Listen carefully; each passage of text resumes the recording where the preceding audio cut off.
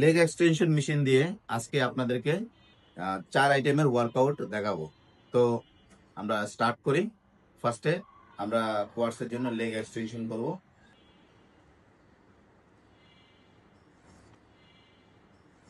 ওকে, এবার আমি আপনাদেরকে দেখাবো হ্যামস্ট্রিং এর জন্য স্ট্যান্ডিং লেগ ডাউন।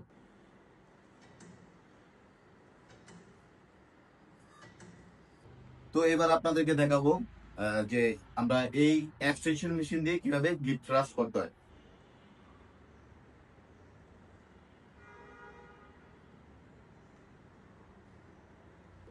তো এক্সটেনশন মেশিনে আপনারা চাইলে আপনার কাফ মাসলসের ওয়ার্কআউট করতে পারেন। তো কিভাবে সেটা তো আমি আপনাদেরকে দেখাচ্ছি। এই পজিশনে আপনার এক্সটেনশন মেশিনটাকে আপনার হাঁটুর এই বরাবর নেবেন। দেন আপনি আপনার পজিশন নেবেন টো মাসলসের টোর উপরে প্রেসার দিয়ে। ওকে, জাস্ট এইভাবে আপনি 20 থেকে 25 রেপস নেবেন এবং প্রয়োজন বোধে আপনি আপনার ওয়েট কম বেশি করে নিতে পারেন। একটা মেশিনে 4টা মাসলসের ওয়ার্কআউট করা যায়, তো আজকে আপনাদেরকে দেখালাম।